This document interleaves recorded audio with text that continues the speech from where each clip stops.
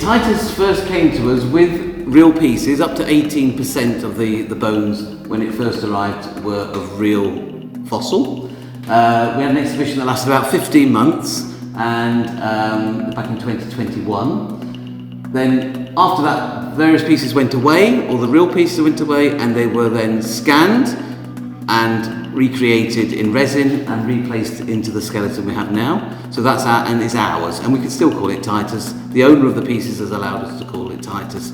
So he's our main piece now, because for 100 years we've been a natural history museum, and only recently have we actually got our T-Rex, and that's a real goal for us.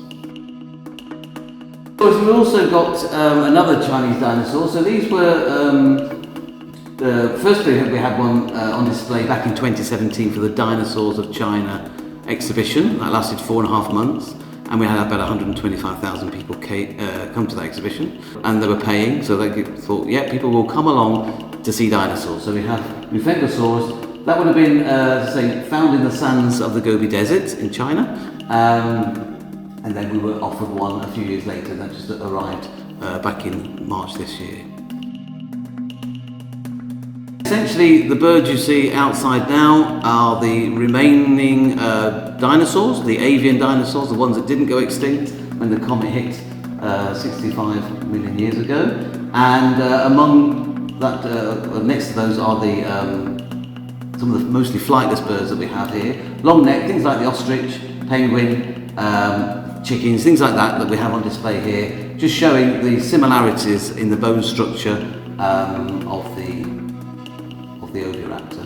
The Oviraptor misnamed egg stealer because it was found, when they found bones, they found it in nests of eggs, and they just assumed they were stealing the eggs. They realised later, after naming it, that it was actually its own nests. But once you name a dinosaur, you can't rename a dinosaur.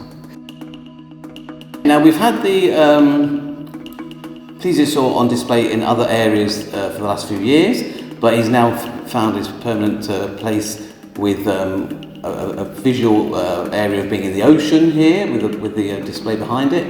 The ichthyosaur has been made more recently, and it's probably the size of a dolphin, a bottlenose dolphin now, but they ranged in many sizes. But this one would have been what the plesiosaur would have been after, so we've got it in a pose where it's about to try and catch that for its lunch.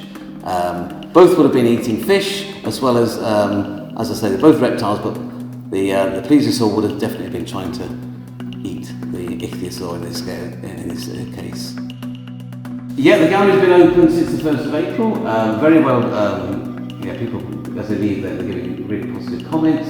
There's some interactive parts to it as well, as you probably know, and they go down very well, because again, it's very much immersing people into working out how the strata work, how fossils are created, and dinosaurs bring people in.